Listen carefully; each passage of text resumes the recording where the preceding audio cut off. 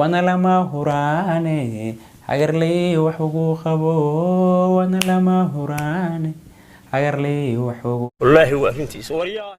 بسم الله الرحمن الرحيم. السلام عليكم ورحمة الله تعالى وبركاته. أصحابتي الغالية دي الهدي ملك سادون كجوكتان وولالكم ورتادنا هلك نقدر وسوا كنال كنا عرير تشوف لنا هتاك وحسبتي كنالك سبسكرايب صار كنالك مقالك لايك ري شير كري لو دغ أصحابتنا فكر كني عرفتيني اسكو تاينا الحق hoose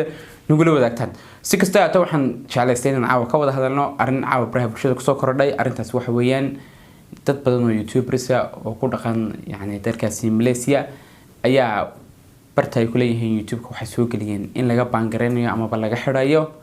in dalka Malaysia aalada social media la yiraahdo sida YouTube-ka, TikTok-ka, WhatsApp-ka,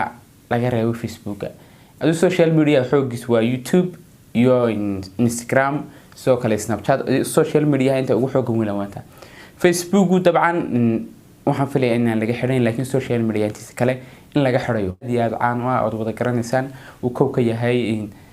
kanaalka weyn ee adna iyo saxaaf sidoo kale in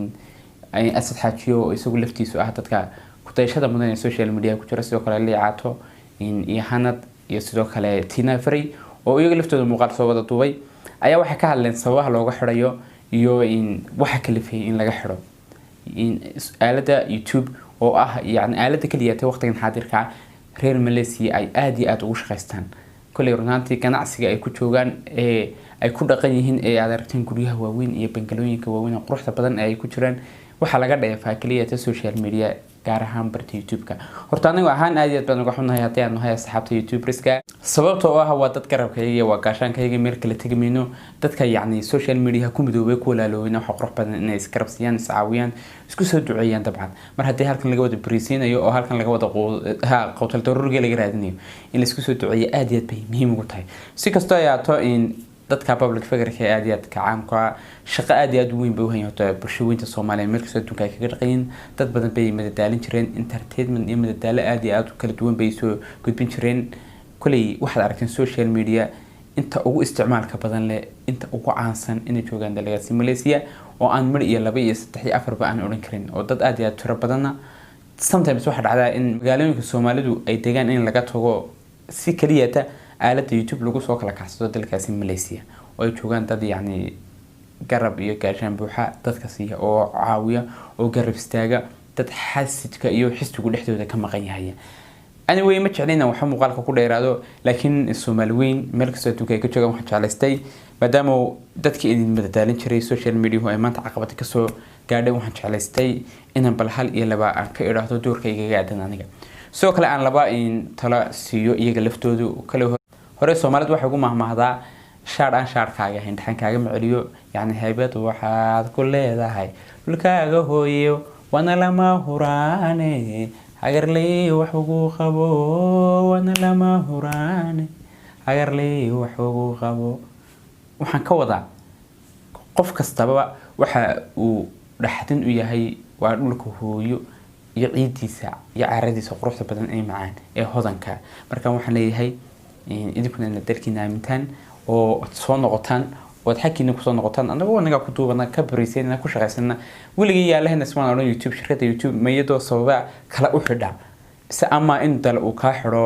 aalada social media gaar ahaan barta YouTube-ka waliga kuma fikirin soo kale waxa jira aan ka soo xiganaya wiil walaalkay Cabdirsaaq Maxamed Xasan oo mas'uulka kanaalka Cawil Official in laftiisu isagu iga macluumaadkaasi xogogaal badan uu ka hayo sababaha looga xirayo iyo waxyaalo noocaas si aan ka maqlay mar dhaweyn muuqaal ka duubayay isaga ayaa wuxuu sheegay in laba qof oo lamaana oo reer Malaysia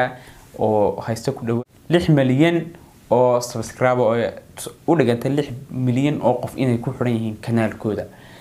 in ay clash ama isku dhacdhexdooda ka dhacay kadibna ay si dawladdu ugu qarqaato ay weeday kanaalka maadaama ay hayeen dad ku wada shaqeysta dad ku wada xoogsada kanaalkii baa cid loo xukuma la garan waayay sababta ugu weyn ee la sheegayana inay tahay waxa ka soo xigtay walaalka Cabdirsaaq sidoo kale waxaad ogsoontiin in bariyo ugu dambeysay social media dadka xaasaska isqaba ay maalin baan ka dambaysa ay si kala fogaanayeen mid iyo laba mooyee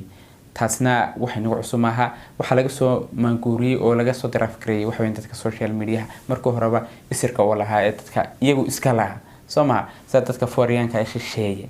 si kastoo ay ahaato Soomaalidu waxay ogaatay in social media lagu kala kicin karo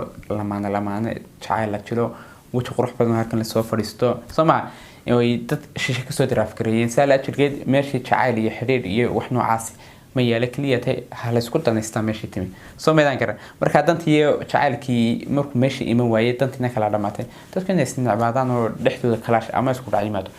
yaa imanaysa Soomaa si kastoo ay wax program ka bixin anyway waxa laga baangareynayaa dalkaasi Malaysia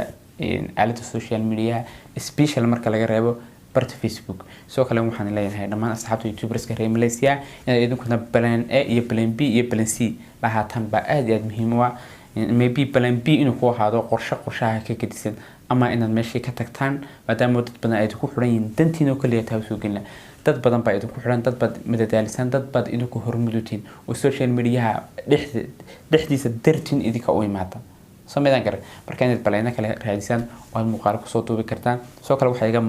ugu maqaala in yani environment iyo deegaanada aad ka qurux badan dalkaasi Malaysia laga kansalay in muuqaal lagu duubo si muuqaal qurux badan soo duubi jireen reer Malaysia filmayo rogaaga ama short filmyo